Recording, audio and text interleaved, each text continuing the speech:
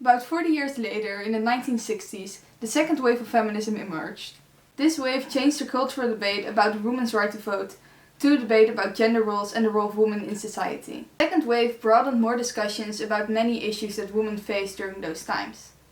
The spoken catalyst for the second feminist wave was Betty Friedan's 1963 book, The Feminine Mystique. The book criticized that the post-war female role was to marry and bear children.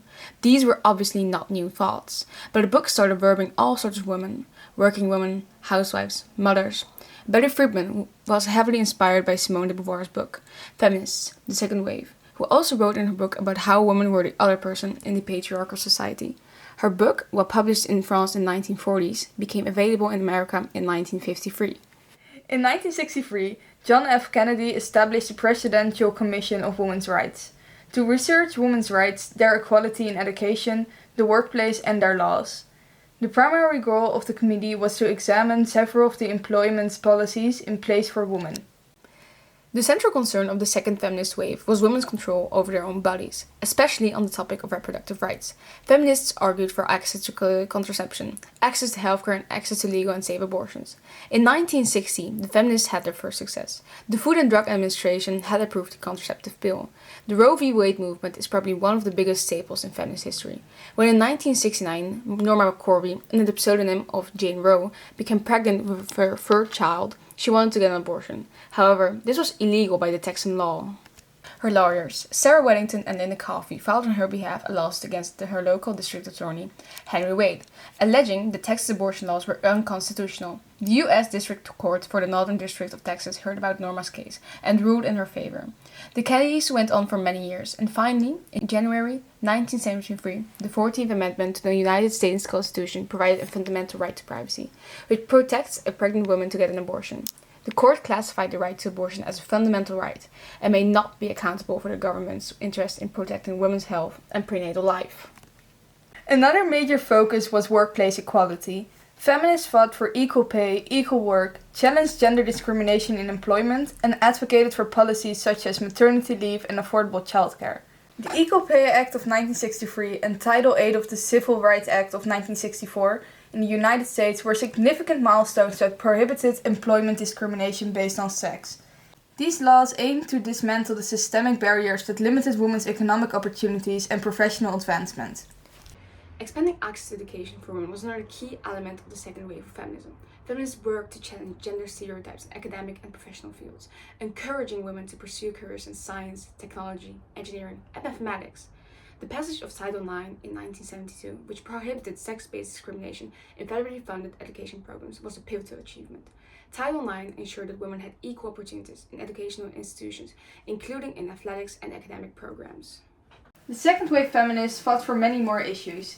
These include legal and social reforms, sexual liberation, cultural representation, and intersectionality. The feminist theory made a path towards the feminist film theory. The feminist theory is a framework for understanding gender inequalities and power dynamics. It examines how the patriarchy and intersecting identities, such as race and class, shape women's experiences. It advocates for social, political, and economic reforms to achieve gender equality and justice.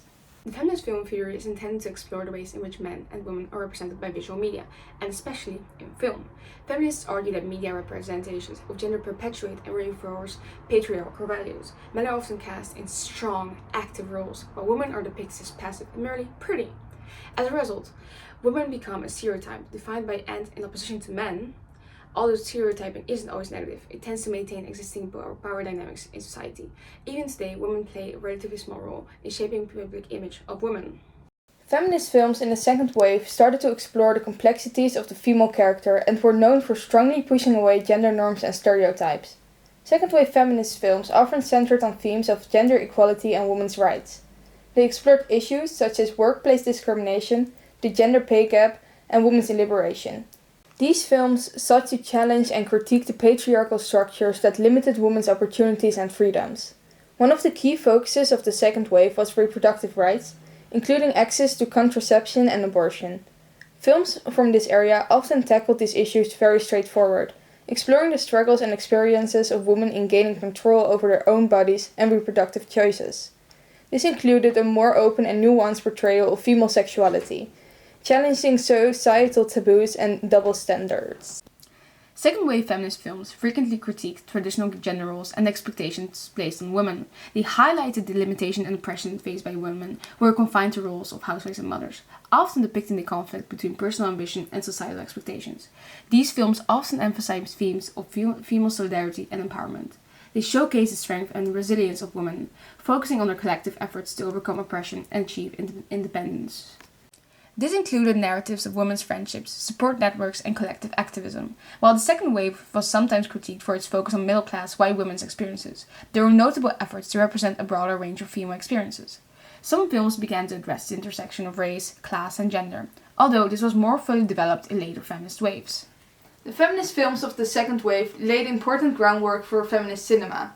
They opened up conversations about women's rights, gender roles, and female representation in media, influencing future generations of filmmakers and activists. The themes and narratives explored during this period continue to resonate in contemporary feminist films. Daisies is a very philosophical and symbolic film. It depicts two women, both called Marie. They take advantage of old men who would exploit them if it wasn't the other way around. The two women take the men to restaurants, where they eat their hearts out and let the men pay for all of it. Later they leave the men at the station by jumping out of the train at the last moment. They state multiple times that it doesn't matter and that they're not sure if they exist.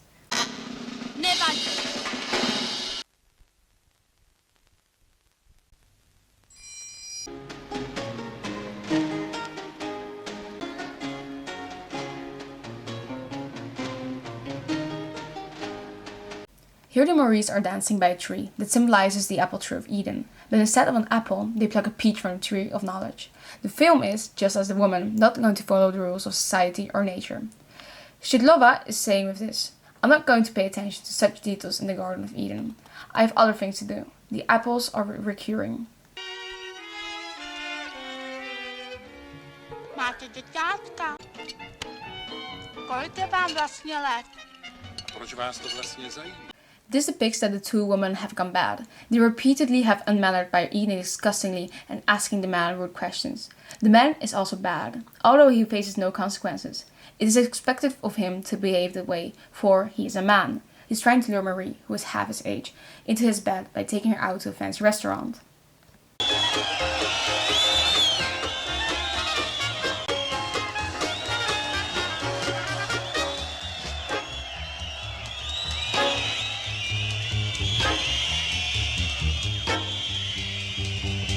The two Maries get drunk in a bar, which was not acceptable for women at this time. They do not follow traditional gender roles and ruin their beauty by making ugly movements. The women are beautiful, but they do not behave in a ladylike manner. This patriarchal ideal of femininity is distorted throughout the film. They use the men they want to use them and turn the table on misogynists. They eat like animals and do whatever pleases them. The following scene got the movie banned in the Czechoslovak Socialist Republic for showing food wastage. Sorry.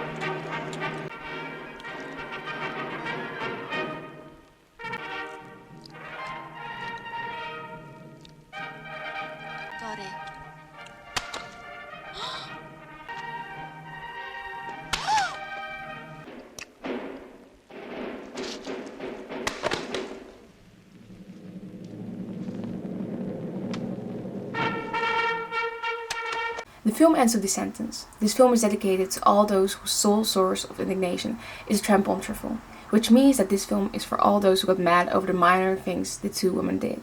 Vera Chytlova believes people should focus more on the horrors of war than the craziness of some women. Daisies was written and directed by Vera Chytlova, an avant-garde Czech film director and pioneer of Czech cinema. Daisies being her best work. Chytlova's film is very experimental. You have to see the film to truly experience the trippiness of the situation. The film is known for its subversion of traditional gender roles and critique on the patriarchy. Both Maries engage in rebellious, unladylike actions that challenge society's view on the expected female behavior. By mocking and exploiting the men, they expose the objectification and commodification of women in a patriarchal society. The Maries' autonomy and agency underscores feminist ideals of self-determination. The film faced censorship due to its provocative nature, however, will always be a staple in feminist cinema.